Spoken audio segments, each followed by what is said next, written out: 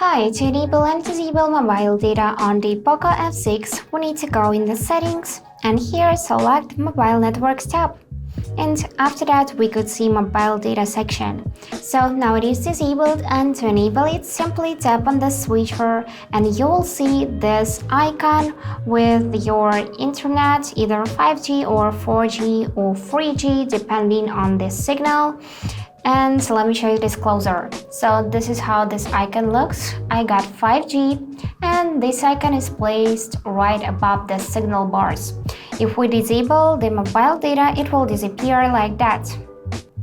So to reach this feature easily, we can just simply swipe down from the upper right corner to trigger the control center, and here you can see mobile data tab. Now it is enabled because you can see the status on and it's blue. And to disable it, just tap on it like that, and here you can see that mobile data is off now.